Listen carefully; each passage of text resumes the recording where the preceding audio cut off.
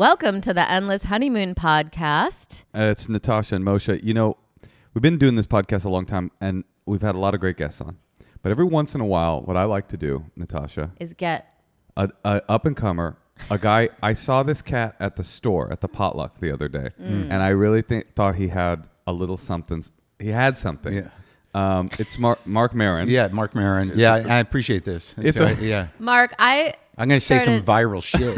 I hope you do, man. I started comedy probably like 10 years after you, but when I started in 2001, you were the person, you were like my idol. Oh, thank you. You were so good. And you used to have this one person show, or you had some like show you were doing at, I don't even remember. Steve Luna? Allen? Bar Luna or something. Really? Like in New York? No, or it was here. But I don't know. I just feel like you always. I definitely think you inspired me so much. Oh, good. Well, I'm glad that helped. Because you were really dark. Yeah. But hilarious and like I don't know. I always had a deep antipathy and a lack of respect for what you do. Well, that goes both ways. And how do you do it? And now you're still as relevant as ever. I just saw a video yesterday of your new special that's viral. It's so funny. Your new special is called Panicked. It's out on HBO. Yeah, HBO, old school. Oh, what do you feel like the way we used to do it? How does an HBO special feel these days? Is it great? Because look, I did a Netflix special early on when they had like one person there. There was no development. It was just this woman. I'm sorry, I can't remember her name. And then I think I did 3 Netflix. End Times Fun was the last Netflix. End Times Fun. Yeah.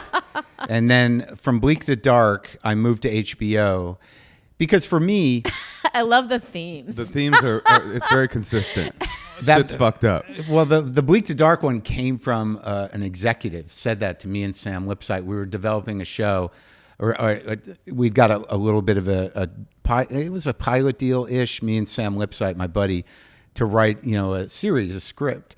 And we wrote this, we did a second draft of the script of the pilot episode, and the executive over there at FX goes, look, I like it, it's great, but is there any way we can get it from bleak to dark?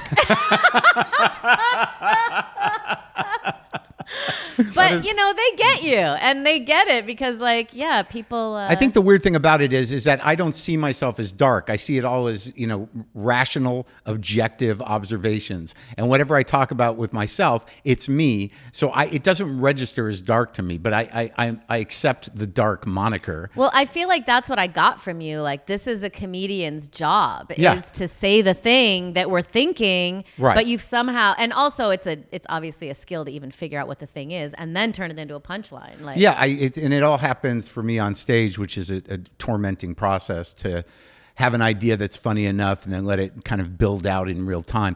But HBO, when I was a kid, when I was coming up, I mean, that was all there was. So the HBO special was a big fucking deal, and it still kind of is a big deal because when I made the shift over to HBO, a couple things happened because Netflix sort of had a first look thing. And Robbie Praw, who is a worm, I think he's a great guy. I mean, if you're watching Robbie, I think I really. Well, no, it's just the thing is like when after I did End Times Fun, which was fortuitous in its timing because it came out during COVID and it spoke to the moment a lot. And I recorded it before COVID, and it did. I think it did fine. It did pretty well, and it was certainly received critically. But after that, when we went back to him, he was like, "Nah, I don't know." Because if you're going to let the algorithm completely decide, what you're going to do, I mean, what's that even based on? The idea of attention spans, like, well, people can't really watch more than, 33 minutes. It's like, which people? Who the fuck are you talking about? You've got a bunch of people that turn shit off after 10 minutes and you're going to make a judgment about what people can watch and for how long, and it's just not my people, and I'm perfectly capable of watching something over an hour. You're saying someone needs to be controlling the algorithm. We can't let the algorithm control us. Well, yeah, because then how much freedom do you really have? So everyone's sort of like, I speak my mind, as long as it fits the clip and you can get likes or whatever. But HBO clearly let you do whatever. Well, it was interesting because when I did the first one, I was like, it's an hour. And then on Bleak to Dark, I'm like, well, it needs to be like 73 minutes. That's where it's coming in at. Because when I do these things, when I start the process of taking it down, I got like an hour and a half, hour 45. So usually what happens is a few weeks before the special, I start to get it down to like 73 is the weird magic number for me. And because this time they were like, they really would prefer an hour. And I'm like, I really think I need 73. It's like the opposite of a therapeutic hour. It's an hour, 13 minutes. A little plus. Why do you think the hour, you were saying in the waiting room, like remember it used to be an hour. Why do you think the hour plus is the magic number for expressing a comedic point of view? Well, I just think that when we started, not you, but when I started, I've been doing this a long time now. No, Mark. I remember. I really remember you. I know you do. At the punchline, you were scary, and I'm glad You didn't want to follow him, right? I was like, No, it wasn't a matter Yeah, of that was what it was. No, you're right, Natasha. Now I see it. What it was like he was so twisted and angry and kind of doing a white rappy thing, and he was dressing a certain way. Oh my God, you knew him then? I knew him when he started. I mean, in San Francisco, and he was. I think he was on a show with me, and he was exuding such a strange kind of like aggravated energy that I was like, what is going to happen to this kid? And I'm so happy that you landed into yourself. I was memorable. Well, you were a kid, I think. That's what's important. You remembered me. Yeah, because it was a little disconcerting. Let's get back to Buried. So, but you really did change totally. You grew up in this, I'm sure. But the hour, for the reason it was, is that when you headlined, you were sort of expected to do at least 50 minutes, if not an hour. Like that was the format. Opener does this thing, then the middle does things, and then the headliner does an hour. So it was always an hour.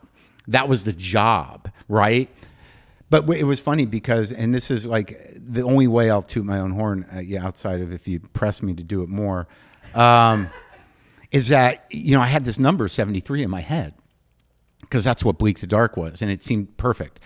And I'd asked for 70, but in my mind, I still had 73. And this is after, kind of editing and compressing it. By the time I got to the theater in Brooklyn to tape, we did 2 shows. And I didn't have a clock on stage.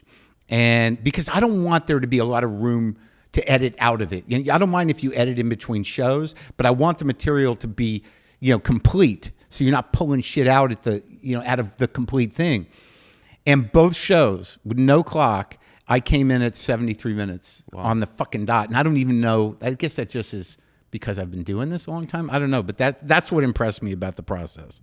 But HBO, the thing looks great because I had this amazing production designer that had a vision. Because you get this sense that like there's no way to reinvent the special. It's just one of us standing on stage somewhere. And people have tried to do things. But I fell in love with this theater that cost a lot of money. I was supposed to do it at Town Hall, which I thought was too wide and there's too many people. I'm good. If I'm going to play a theater, it's 800, 900. That's what I feel like I can have an intimate experience with. So we didn't do it at Town Hall, which I love. Is this relatable to everybody? Yeah. The people understand. 900 seats. That's a lot of seats.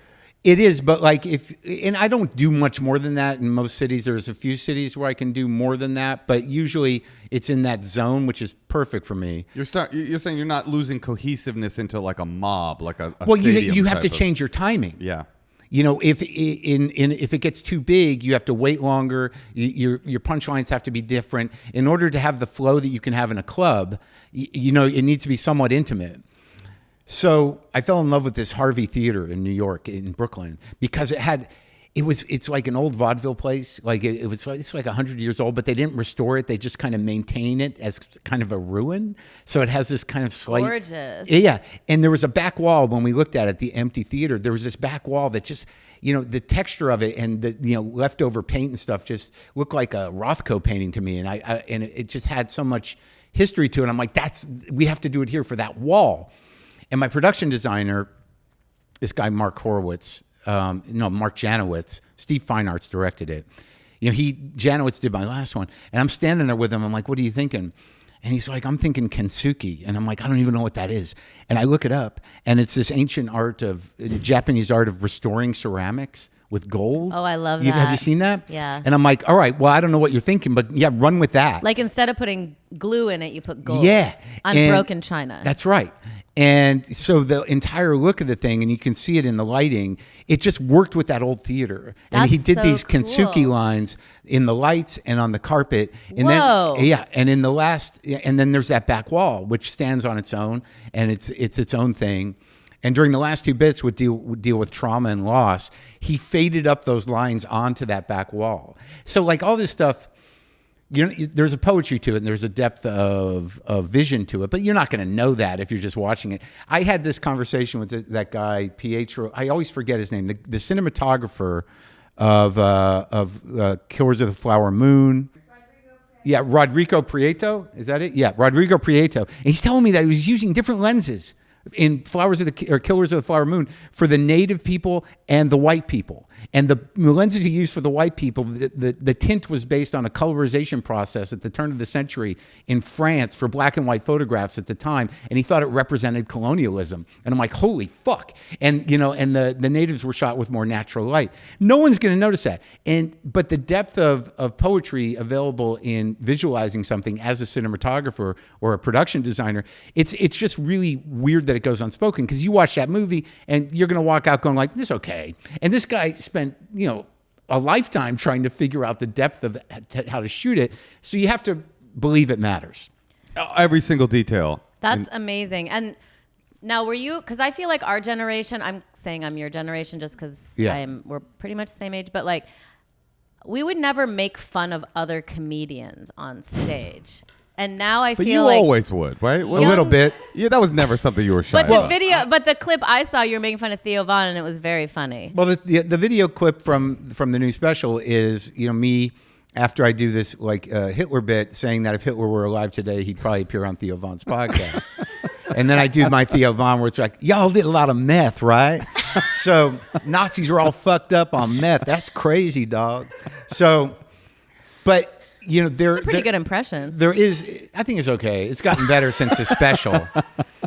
But I had to weigh that out because I've had experience in the past where, I had a rift with Adam Sandler at some point after doing and making reference to him in a bit on stage. And this whole idea that it's based in jealousy or it's player hating or all that shit, it's like, shut the fuck up. If someone is a large part of culture and you are a satirist of any kind, it's fair game. It shouldn't be fueled in total spite. It should have some, relevance. There has to be a reason. So that Theo Von bit, I think, has legs in a lot of ways. And the way I justified it in my mind is that it's solidly funny. It's a good joke. It's an okay impression. What it implicates, he might have a problem with, or the people that follow him might have a problem with, but they can't deny its funniness. So I thought he should be able to take the hit. We're comics. I'm just busting balls. It's funny. And I believe that. Have you heard from him? No, he's not. Those guys who are, pawns of the right, that I think they kind of insulate themselves. And I think they have, they ignore me. But you must have a system, leaving Theo aside, you must have a system because you've had plenty of famous beefs. Yeah. What's your system for seeing a person in the wild after you've said something about them publicly? Do you have a system? Well, I try, now I'm a little more sensitive to it, and I'm not just gonna shoot just impulsively say bad shit, because I have been a bitter, resentful, insecure fuck most of my life, and that's what I noticed when I opened for you way back when. Mark, you're a brilliant comedian. It comes with the territory. You think that they go hand in hand? Well, for me, they do. But there's some things I can't shake, but I don't speak from there. And if I have in the past, I will own that. A lot of people want to dredge up this Jon Stewart problem. That was just, petty resentment of somebody more successful than me that went on a long time. You have a famous beef with Jon Stewart? It's not famous. It's one-sided. And, and but he doesn't like me. You've got viral videos right now, and he doesn't. So he does all right. Well, John's fine. But in terms of how do I handle it? Years ago when Adam came up to me, because the joke, he was just part of a joke, and it kind of indicted, comedy at that time. It was many years ago. And I learned a lesson to a degree, because he just came up to me at the Improv, and said, "I hear you talking about me," and I was that's like, a scary Whoa. interaction. "Well," and I Because said, he probably "Well, I said, yeah, I did it on reveres you. Conan." No, that's not. He doesn't revere me. I don't know that Everyone he even likes, does, Mark. I don't know if that's true, but I don't even. But him and I are okay. But I really believe that it's a difficult thing. I mean, if you think about Hicks and what he did with Leno, there if somebody represents something and they are a cultural, benchmark of some sort, I think it's sort of fair game. It's delicate because we're in the same business. And, and I think that some people have had problems with it, but I haven't done it a lot. I've taken shots at the tribal nature of comedy and the collaborators. But I don't always put names to it.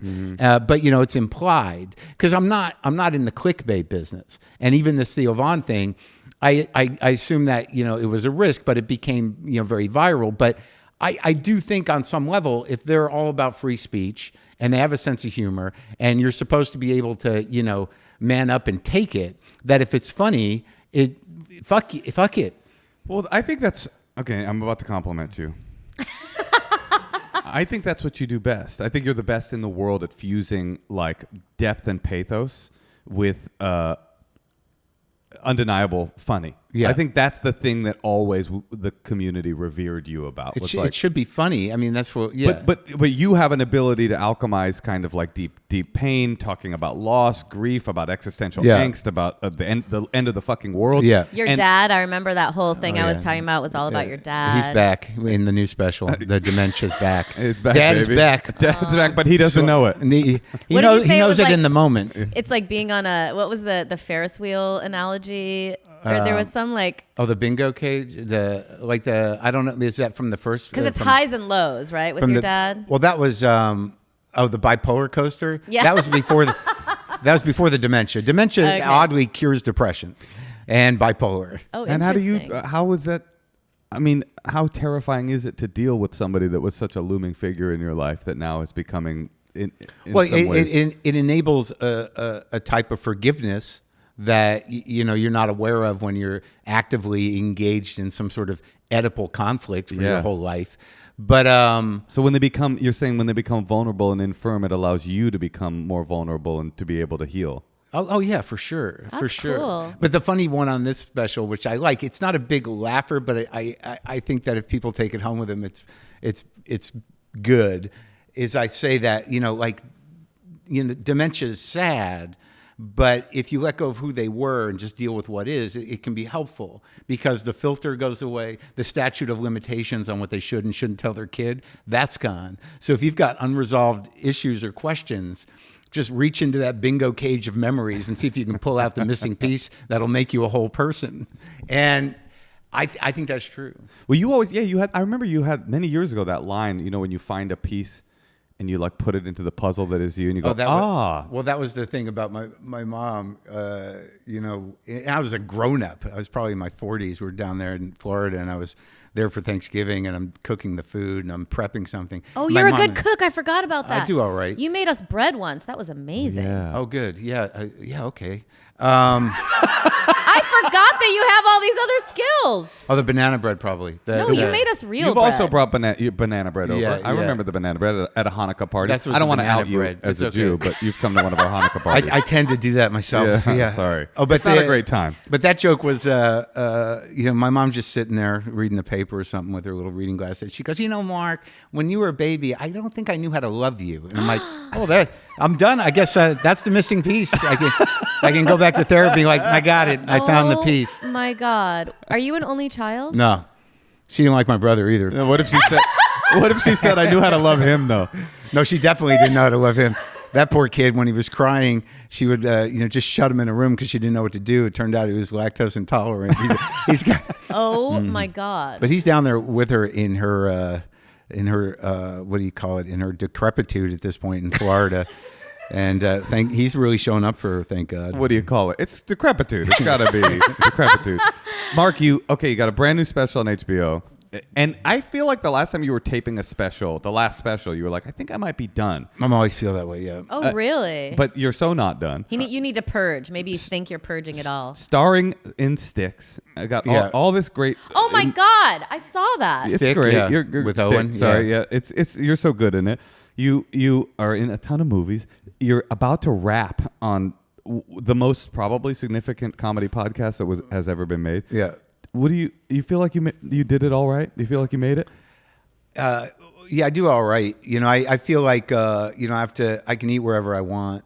Any restaurant, you can afford it. I don't have to look at prices at Whole Foods, but I don't know if I acknowledge it as much as I should, or express the amount of gratitude. I don't always see my place in the world. I'm still pretty micro in terms of, in relation to the macro. Like, it seems that when good things or bad things happen, I can't handle them, and I just focus on the anxieties of my life. Mm-hmm. Like, people are like, great job on the special, how you feeling? I'm like, well, my fucking cat is beating up on the other cat, and it's making my life miserable. That's Sandler too. Sandler's going, hey man, you're one of the biggest comedy stars in the world. How are you feeling? I don't know. Marc Maron just talked some shit about me on Conan. Everybody all the way up the ladder is just a person. I'd love to have Sandler on the show as we wind down, but I don't know. The times I've seen him, it's been okay.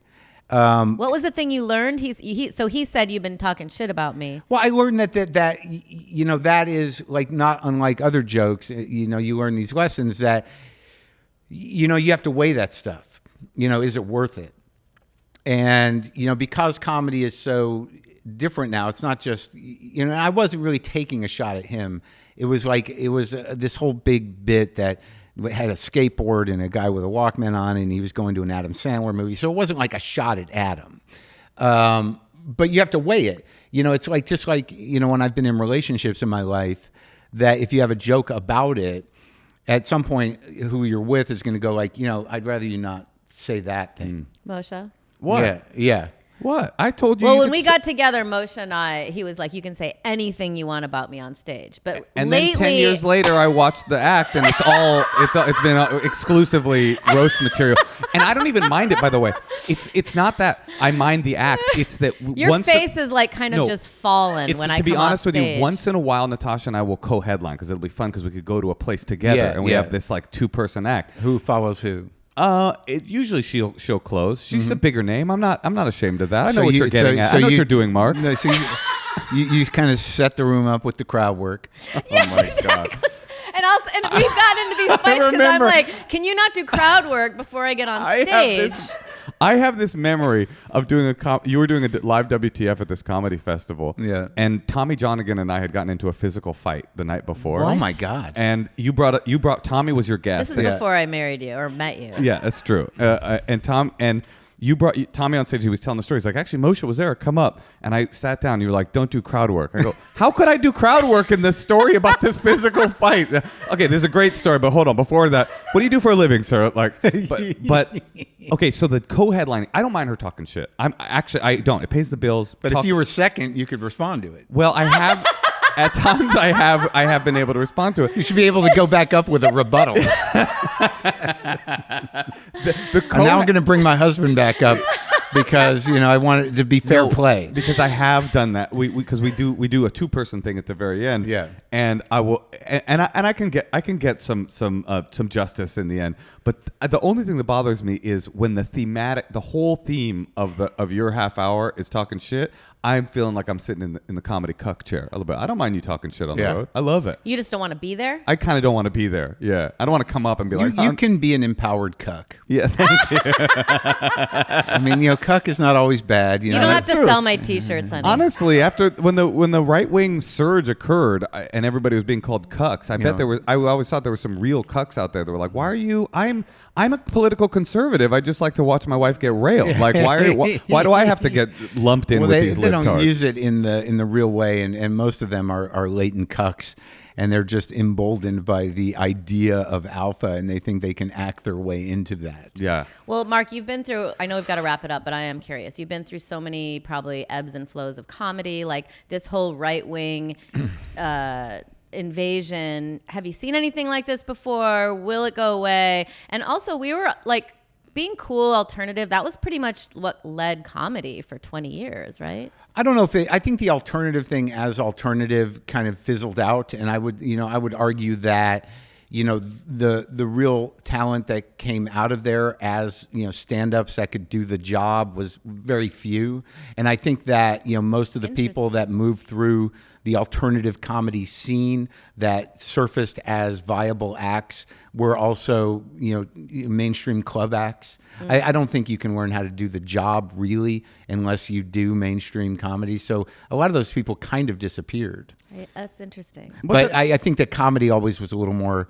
There was an argument there in relation to women and some ethnic representation that it was always kind of a mixed bag of weirdos and kooks and borderline criminals and stuff that had gravitated towards this profession.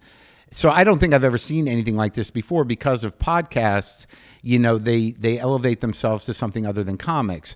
And, once you become a commentator or an ideologue or someone who's dictating, a lifestyle show or a choice, then it's hard to just say like, well, he's just a comic. It's like, yeah, but he's not really.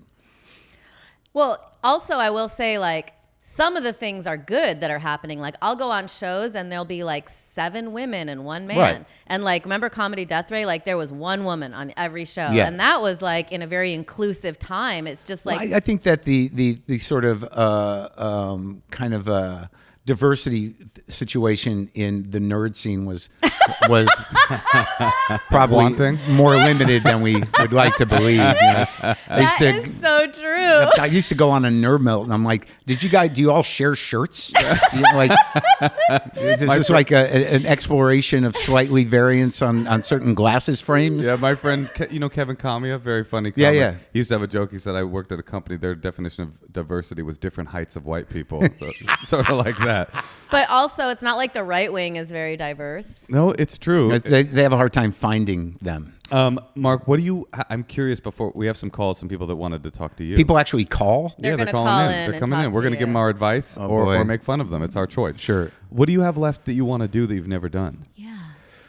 Well, I don't want to do anything generally, but I think like I'd like to probably direct a movie, which we're sort of kind of starting to pull that together, and I want to play more music, not for a job, but just to experience that with other people, because I've been playing with myself for years. Yeah, and we know about that. I know. You're one of the best. I am. You're the guy that confused playing with yourself with real comedy chops. That's right. Like Yeah. nobody else in the business. Well, I think it is. Most of my comedy is just an extension of playing with myself in my head.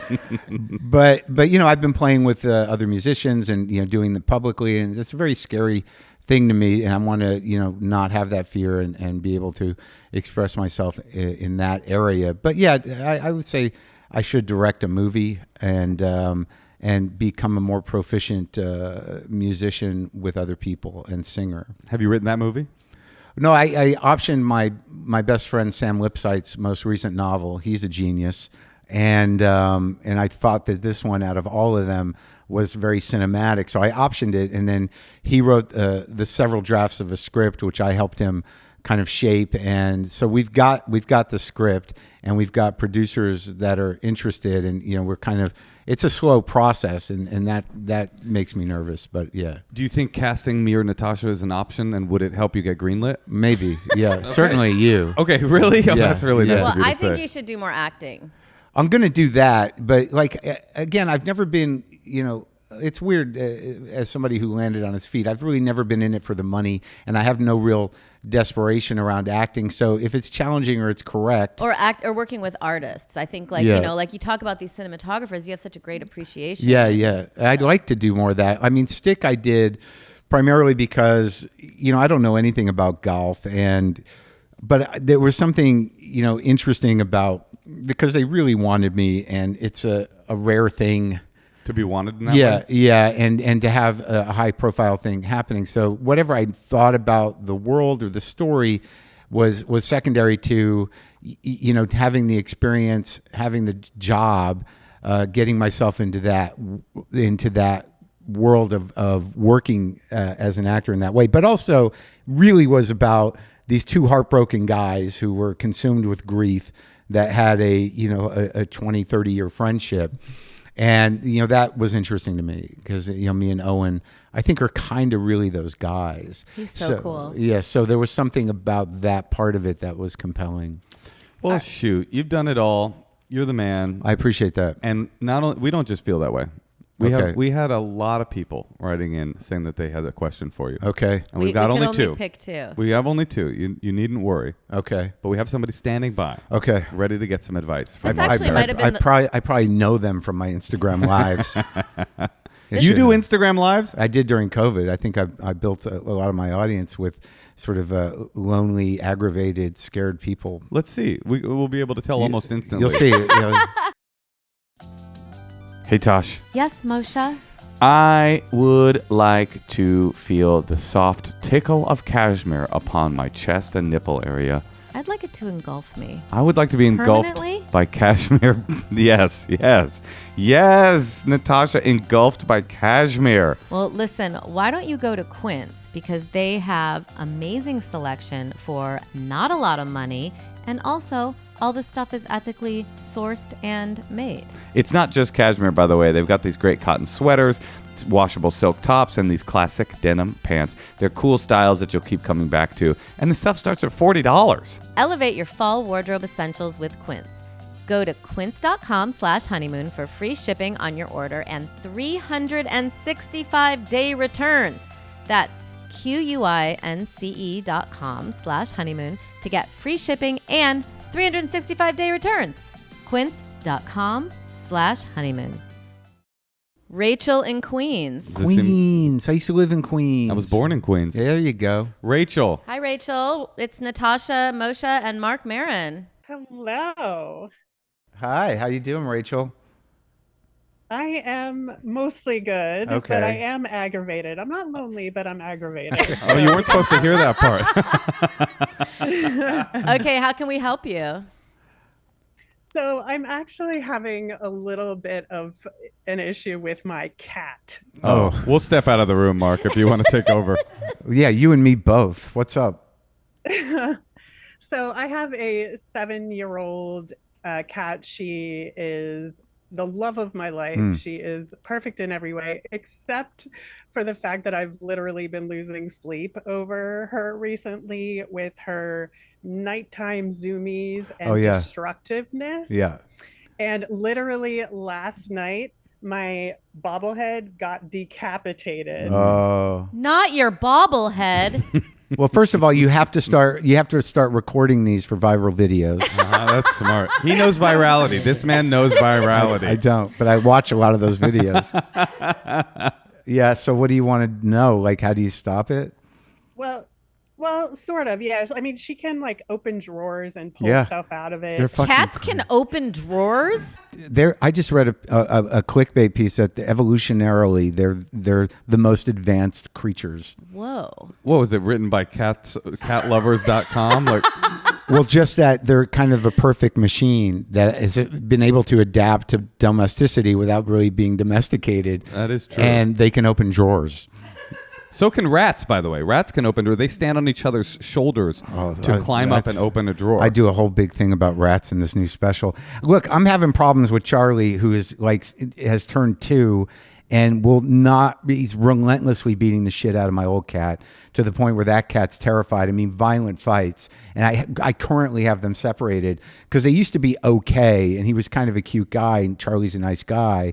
But like as soon as the door opens now, he just focuses in a predatory way on this older cat. So like I've gone to the vet. I'm talking to a cat behavioralist on Wednesday that really they recommend Prozac because you can't have this violence. I mean, it's like tufts of hair and Buster will be so terrified he'll shit and pee all over everywhere. There's blood. It's vicious and it's very aggravating. Like losing sleep for what you're doing is similar, but my vet said, I'll usually put a cat on Prozac, with that.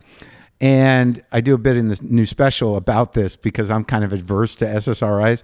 And I used a cat as an analogy. But, then you got to administer it. And then I tried it once with him, but for 2 weeks he was just like a lethargic lump. And I'm like, I'm like lobotomized my cat. I'm like, what'd we do to McMurphy, So that's a one flew over the cuckoo's nest reference. Okay. So, and then I took him off it, but now like it's really either I got to rehouse this cat in a home that only has one cat, or I've got to try this medicine again because I don't know what the options are.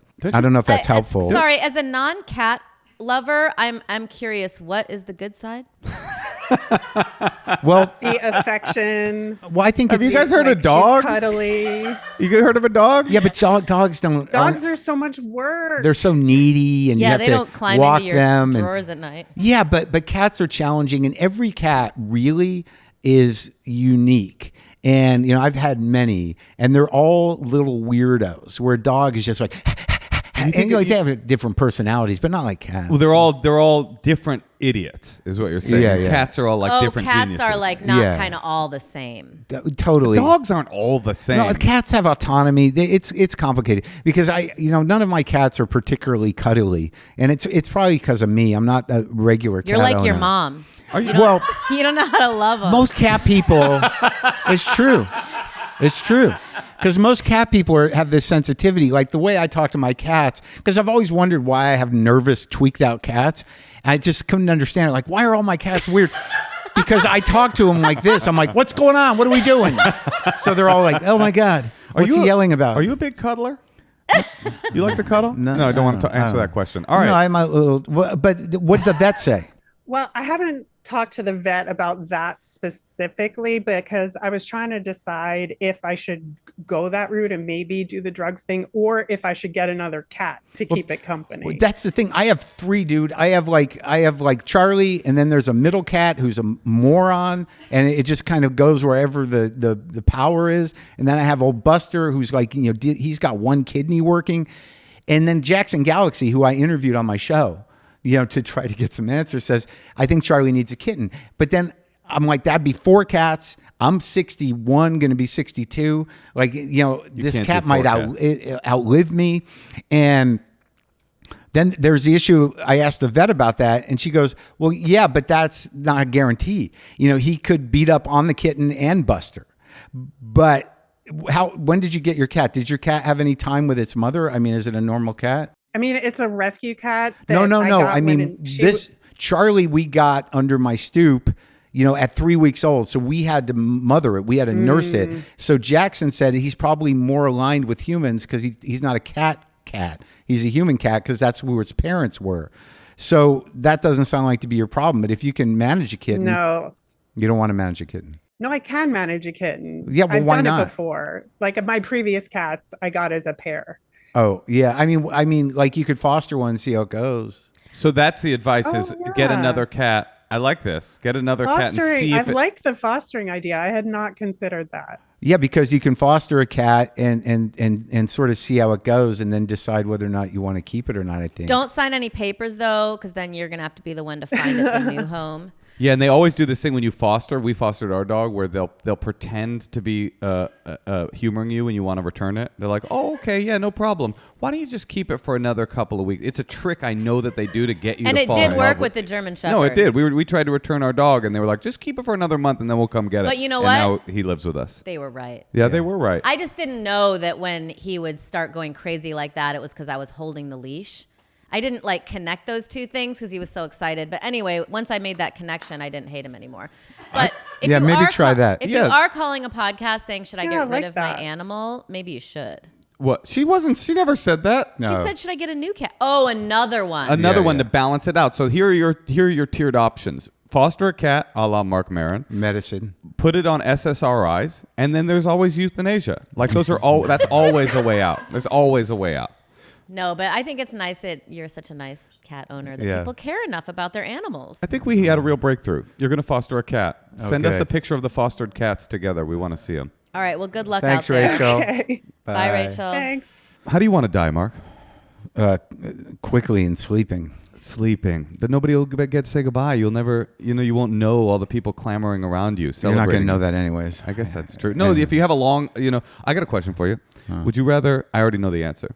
Would you rather live to be 105, sharp as a tack until 100, but the last 5 years of your life are agony, or you die at 70? I don't want to die at 70. So you're taking 105 with 5 of agony? Maybe. I don't know. Both my dad's 86 and my mom's 84-ish. Are they married? No, but my dad's going down the way he's going down, and my mom's slowly falling apart. It doesn't end well for anybody. That is true. But let's bring it back up. Who's the next caller? Hey, Tosh. Yes, Moshe. We were just today talking about getting really serious about our health. We've been doing 11 push-ups a day when we go on our little walk. Yeah, I can do 3. Well, I do 8 knee ones. It's more, and then 3 real ones. I think they're all real, honey. And I also think that taking care of your health is a bigger and bigger job, and that's why the people at Function are here to help you fill in the gaps in your health that you aren't even aware of. From over 160 biomarkers, they'll test you from heart to hormones to toxins, inflammation, stress, and you can also access multi-region MRI and CT scans, all tracked in one secure place over time. It's a near 360 view to see what's happening in your body. That's why top health leaders like Dr. Mark Hyman, Dr. Andrew Huberman, and Dr. Jeremy London are all behind Function Health. Lab visits are fast and convenient at 2,000 plus locations across the U.S. for just $499 a year for cutting-edge health insights. I mean, basically what sets Function apart is that these results are tracked over time in one secure place. So you can see how your health is changing, how it's evolving, and these insights come from top doctors based on your unique results. If you did all these tests individually, it would cost like $10,000. But because you're with Function, it's $499 a year, and there's no weird, creepy stuff. Yeah, they don't push supplements or pharmaceuticals. It's just powerful, unbiased health data designed to help you own your health. So learn more and join using our link. The first 1,000 people get $100 credit towards their membership. You just visit www.functionhealth.com/honeymoon, or you can use the gift code honeymoon100 at sign up to own your health. Again, the first 1,000 people to sign up for this get $100 credit, so it jumps down to $399 a year. Functionhealth.com/honeymoon. Hey, Tosh. Yes, Moshe. I would like to lodge a complaint. Oh, okay. I've been asking for a freak off in our relationship for a long time, and I just don't know what to do because the freak off ain't coming. You got any suggestions? What about getting me a subscription to Aria, where I can fill out a quiz and they can anticipate some needs and make some suggestions of what kind of things I would like to have arrive that I could use to assist me in the boudoir? Well, are you saying that we should go to Aria and get a concierge for our love life? Ooh, kind of like when we went to Bora Bora and we had a butler. That's right, except it's a butler for your butt. For our honeymoon. But it's a butler for your butt. That's right. That's actually the actual copy. It should be the actual copy. 81% of couples experience a decline in intimacy within their first 2 years, but you don't need to go down that route because you can get Aria and you and your partner will fill out a short quiz. Then you just chit-chat with your intimacy concierge. And every month, Aria delivers a tailored scene, like something fun that you can do together, with hand-picked premium items delivered discreetly to your door. And then within 4 months, 75% of couples report better sex life and stronger connection to each other after using Aria. It sounds like a no-brainer. Cheaper than couples therapy. It is cheaper than couples therapy. And hotter than couples therapy because our couples therapist, I don't know. I sort of feel like when he's drinking that Dr. soup, Goldblatt, I feel like he's there's something real sexy about him. he's a cutie. All right. Well, listen, go to aria.fyi/honeymoon. That's ARYA.FYI/honeymoon to fill out the quiz and get 15% off your first order. Aria, it's a butler for your butt. All right, we got one more caller. Oh, down the street. Carrie from the Shokes. Yeah. Okay, let's call Carrie. Or let's let her into the room. Yeah. Carrie's going to be like, I was driving by your house yesterday and... Oh, I know her. Do you? Yep. Do you really? Yeah. She's a singer. For real? Yeah. Okay. She does a kind of a lounge act. Carrie. Almost like... Does she call into your... Like jazz singer, cabaret-ish. Okay. Carrie. Hi, Carrie. Hi, Carrie. Nice to see you. Mark knows who you are. Hi, how are you? Good. Of course Fantastic special, by the way. Congrats. Oh, thank you so much. I just saw you at Largo a couple weeks ago, right? That's right. Yeah. That was a really fun. That was my first time seeing the music show. Oh, I think that was the best one. It was fantastic. Thank you. You were doing Bob Dylan and Taylor Swift. I know. Yeah. You did a Taylor Swift song? Which one? Which one? Well, that's a big part of my special. This one song that kind of like had an effect on me, bigger than the whole sky from Midnights. And you like it. Well, it was the whole setup of the joke is I didn't know why people liked her, and it triggered a sort of grief response, and it became a very big part of the closing bit of my show, to the point where we had to get the song rights, and then when I did that show at Largo, because it is kind of a beautiful heavy song, I thought like I'd try to take the risk of singing and playing it. I don't know her other music really. But it was just me trying it for the first time and having this experience with this one song. I get her music, but I don't listen to it. But that song was kind of a big deal. Are you ready for her to come up to you at the Improv and say, "I heard you were talking shit about me"? Yeah, I didn't talk shit about her. No, I celebrated her. I celebrated the song. Okay, so and Carrie, you sounded fabulous. Oh, thank you. Absolutely fabulous. we're all fans of Mark. Well, Carrie, so- you've watched Panic on HBO, available for streaming now, and you're calling in for some advice. How can we/Mark help you? Well, I'm interested to get your perspective. Dating is never easy, and I think in this new world, or maybe it's just LA, it's harder to navigate. And I've always liked interesting, and I was married to a trapeze artist, so I certainly found that Wow. once. How did he go? He fell off the. It was fun. I mean, it was definitely fun. But A lot of highs and lows. what I'm it was a swinging good time. There we go. I think that the thing that throws me, I'm from the South, and so I was not even allowed to call a guy when I was young. And now I feel like it's expected, and maybe it's me thinking this, that it's expected that the woman does a little bit more, which I don't like. I like a little bit more, alpha, take charge. Yeah. But I had one guy tell me recently, the girl has to do everything with me. And I don't even know, first of all, what that means. I was shocked, and I didn't even ask. I had no follow-up questions. But I don't even know how. Like, how do you begin? And is that expected? Are men just more afraid because of, the state of the world? I'm confused what you mean. This person said, I need the woman I'm dating to be with me at all times. Is that what you mean? No, do everything as far as because we were just hanging out, but he meant do everything as far as I guess dating, making the phone calls, asking. But is it like cooking, cleaning? How deep does it go? Well, you're Exactly. I thought you were asking more like, generally speaking, do men like this if women? Because I'm curious about that too. Do you guys like it if a woman? Well, Moshe probably would love it, but if a woman if a woman asked you out, would you go, Mark? Well, currently I'm with somebody, but I have found in my life, because I'm not great with intimacy in my life. If a woman is persistent, she will succeed. Really? It's that easy? That's hard to do. I've almost never said no to a woman who asked me out, because I find it so bold that since marriage I have said no to but I find it so bold that I would think, of course, let's go out, because It's not even bold. It's like, you like me? Yeah, there is that too. I can drop the handkerchief and I can flirt and I can let people know, that I'm interested, but You're old find school. that part of it difficult. Have you considered the alt-right pipeline? Those might be the type of guys that you want. They're very traditional and old school. I think that What is that? well, it's just meatheads. But I think what becomes an issue is that that kind of puts all of it on you, and at some point he's got to meet you halfway if he's interested, or it's to me it sounds like a cop out. You know what I mean? Like after a certain point, it's like you've got to act interested, show up. Because where does that leave you?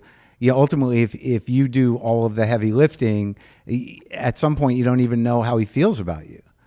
So Right, exactly. it's got to be some sort of quid pro quo around desire and wanting to spend time. And, it just seems like a setup for someone to skirt, intimacy and risk taking and showing themselves. So That's a rude thing to say to somebody. You got to do everything with me. Yeah. Well, you've got to do. The girl has to do everything. Is exactly what he said.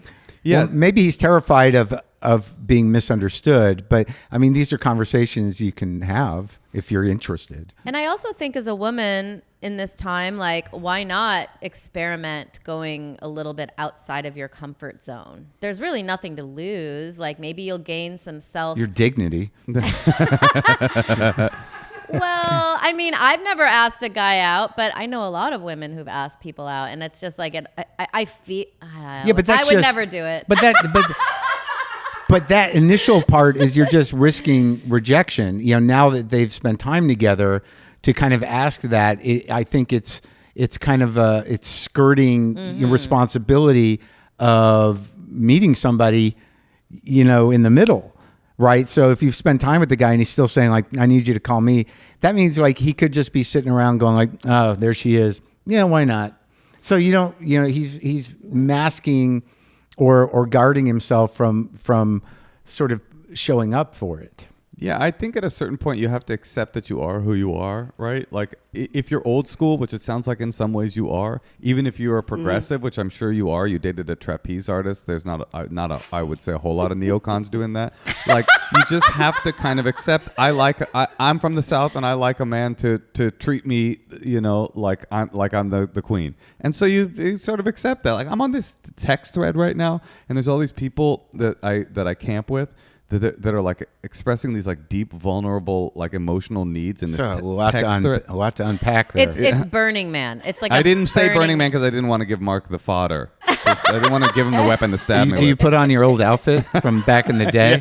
Your big baggy pants and your silly hat? And I think of you, man. his ear gauges. But the point is, all these people are like, it's a very modern phenomenon to like grieve in a group or to like demand emotional support in a group. I can't do that. That's not the generation I'm from. I could never do that. Like it's like meetings. I mean, you have done it. There is that, but that's a little different. like There's AA. a context. Yeah, we're there for that. Yeah. Exactly. But that's an interesting thing that I never really thought about. Like maybe that's why I excised some of that need by doing group processing. Yeah. But it's really more powerful and less. It feels less needy. Well, in there's AA meeting. it's easier when there's a context. But I think that in speaking to her, how does that relate? Oh, well, thank you. Thanks for keeping me on track on my own Master podcast. interviewer. Yeah. Well, I think the thing is accepting that about yourself. Like not saying there's an external force that's changing and I have to get with the times. At a certain point, you sort of say, you know what? That's not who I am. Like if a guy is like that, it's a signal and an indication that maybe this isn't the right guy for me. Maybe you need somebody that's going to treat you like a queen and you just accept that about yourself. If the guy is saying that's what I need, it's an indication maybe he's not the guy for you. Yep, I think you're exactly right. But I guess because it's just harder and harder to meet kind of normal people to go out with, you sort of think, well, maybe I should start doing this, or maybe I should. But I think you're right. That wouldn't be ultimately what I would want anyway. Well, there's a term for that. It's lowering your standards, and the dating world demands that of you sometimes. But you don't need to do that. You got a lounge act. How can people come see you? This is a good way to meet people. Oh, well, I host the longest running open mic in the country for singers. Oh. And it's on Tuesday nights at the Gardenia in West Hollywood. How That's the long? longest running supper club in the country. How long has it been going? And then I sing 25 years. Oh, that's cool. Yeah, a long time. And then I sing every other Friday at the Garden Cafe in Sherman Oaks, right up the street, and just do gigs around town and things. But, on Instagram or online. But What's your whole name? that's funny.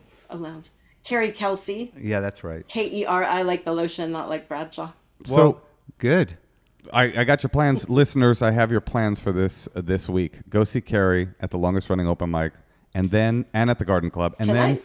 get on to HBO. Garden Cafe, yeah. The Garden Cafe tonight. You Go, guys are and then fabulous. afterwards, it's streaming now on HBO. Panicked. Yeah. Marc Maron's Nice latest. to see you, Carrie. So good. Highly recommend it. Good Thank to see you. Thanks again. Okay. Well, I hope you come to the got end. some love from us, Mark. We Oh, were it's trying great. to compensate for My mom. For your mom and your cats, honestly. I expect it from everybody, and it just doesn't fill the hole. Well, So you know what's crazy is we're parents, and I love my daughter too much, I feel like. And that's good. It sounds like you feel the same way with your cats. Well, I as time goes on, it's just like they're just incomprehensible. You can't train them. They're not consistent. They're sometimes scary. But I mean, those are the people I date as well. No, I have I have a friend who has these Shiba Inus. He's going to watch this because he watches the podcast. But he's got these Shiba Inus. They're very difficult dogs. That's a dog. They've bitten him. They've bitten his family. Like they're a threat. And they have a weird smell. And one of them had a skin disorder. Sounds awesome. And they're very difficult. You look up the breed and it says, like, if you want a challenge, if you want somebody that won't really love you back, this is the dog breed for you. And I said to him, after the last one got put to sleep, I said, maybe next time get a Labrador. And Yeah. he goes, I could never. I'd be too bored. And it was like your bit with your mom. I go, Yeah. oh, I understand you now. Yeah. It is the struggle that's why you do this. It's probably similar with the cats. Yeah. The fact that they challenge you is the reason that you're a cat man. Yeah, but also because they are their own thing. You know, that their needs are pretty limited. I don't. It's not clear to me that they like people at all, in a way. But when you develop a relationship with these different types of cats, there is sort of like, I did it. And but then, like, for no reason, they'll just stop liking you, or they start sleeping in a different place. You're like, what did I do? And there's no answers. Well, there is an answer for what you should do with your time tonight. It's watch Panicked on HBO. Thank you. Wait, Mark, I have a question, though. We can't watch... WTF is done? I think it's probably going to be done, around the end of September or beginning of October. We've done it for 16 years. Whoa. So There's crazy. 1,600 some odd episodes up there. With new people like show. Obama. Yeah, new show every Monday and Thursday. And, we did it. We did it. We have a body of work that is meticulous, and the quality is, we do a very specific thing, and we've done it long enough. Why not just once a week? Yeah, I know, but it's Breaking your neck doing twice a week, that sounds so annoying. I don't know. Like, it was, my producer and I, Brendan McDonald, set out to do this thing without any expectation and really no way to make money. But it was really about evolving this show that became, what people know it to be. And it's always been just the two of us. And we're kind of exhausted. We've talked to just about everybody. He's a very meticulous producer. We're very, work oriented. And it just comes to a point where there's diminishing returns. If you're not just in the racket of, Content machines. And that's not what we do. So who do you want? Who are like the people who have not been on that need to complete this canon of work? I don't know. Usually, when there's that kind of question, we end up just, continuing to do what we're doing. I don't know what the last episode will be. It might just be me. And Have you had Ellen no, Morrissey? no, People don't like him anymore. Jared Kushner, Stephen Miller. no. These got to be all-time desired. No, guests. like would you have a real right-wing ideologue on? No, Like, J.D. Vance? no, you wouldn't do J.D. Vance? RFK? No. Cheryl Hines? no. Larry David. I've had Larry. Yeah. Okay. Yeah. Would you have him back? He asked me Oh, if he could do it again. It took me years to get him to do one. Yeah. So he's not going to come back. No, we don't really do politics. And Has there's- Zach Galifianakis done it? Yeah, a long time ago, maybe a few times, one way or the other. Do you think you'll miss it? Or do you Yeah, think I think so. But there's the bigger part of me is sort of like, it's consumed my life, but it's also elevated my life in a lot of ways. It's a big part of my social life, having real conversations with interesting people. So I'm nervous about the void, but we have kind of played it out in terms of how we do it, and I think that's the concern with me and Brendan, is that you don't want to sort of exist in a burnout of just churning stuff up and diminish the quality. And also, we're audio because that's what we do, audio, and we still believe in audio. And it's fine. I think people are sort of starting to come back around to audio. But I do feel like 16 years and really kind of staying, keeping the audience. I mean, things end sometimes, and I imagine I might end up somewhere else, because I think the show is really about me, and the arc of the show is about my life. And I guess I've gotten to a point where I've arrived in my life, and maybe I want to keep some of it to myself. I can totally respect that. And it was like a portal that you created for yourself that you didn't know was a portal when you were Sure, building it, and walked absolutely. through to this really awesome thing that you've created. You were always an unbelievable comedic mind, but I think like the rest of the world now fully knows that. You're a star, baby. Thanks, baby. You have a question, Natasha? No, I'll let him go. But All I was right. gonna. All right, I'll tell him after. Ask. I was gonna say start having like rock legends on. I've He's had 'em. he's had them all. All right, Should never start mind. listening See, to the show. It's called WTF with Marc Maron. There's a whole back catalog. You're gonna love it. Yeah, I had Keith Richards on. Yeah. I've had Roger Waters on. One more thing I want to say I've about your had, podcast, yeah, because I did it, and it was like such. It was like that was early. That was good. it was the only comprehensive explanation of when I got Conned by the abducted by a con artist in Australia. When I said it on, you asked just all the right questions to turn it into this like really compelling story. And I guess my point is, if I really love someone, I'll scroll through your catalog and I'll be like, oh, this is going to be the best interview of this person because of your darkness and because of your, inquisitiveness in the exact way that you aren't supposed to ask that question. Right, So- but we never were, gunning for clickbait or anything. It was always curiosity and inserting myself into the conversation. And if you want to hear that conversation with Natasha, you can go to WTFpod.com, and in the search bar, it's probably, if it's after the 800 episodes, you can probably listen to it. Wait, you don't think you could listen to it? It Of might course be on you can. a paywall? Oh, No, okay. it's like with the platform, but also these things are floating around on YouTube too.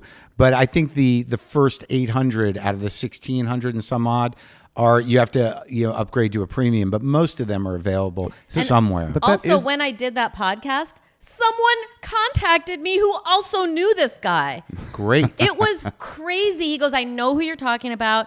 This man, I used to live with him. He would blare opera music in the morning and act like my house was his house. And like, it was just like so crazy. He knew his name, but yeah. I think the reason that WTF was so great and you were so good is the same thing that you're so great at in comedy, which is the fusing of sort of darkness and pathos with true hilarity, with Right. true funniness. Yeah. And that elicits a conversation that is both funny but also really revealing and really illuminating about human beings who are dark and Yeah. funny and weird. You are truly one of the best comedians in the world, one of our favorites, certainly. Oh, We're thank literally you. trading clips from the special back and forth, texting them to each Oh, other. thank so you. And everyone's texting them. Yeah. That's sweet. That's Thank you, true. guys. It's always good to see you guys. Nice to see you too. Thank you for joining us. Marc Maron, everyone.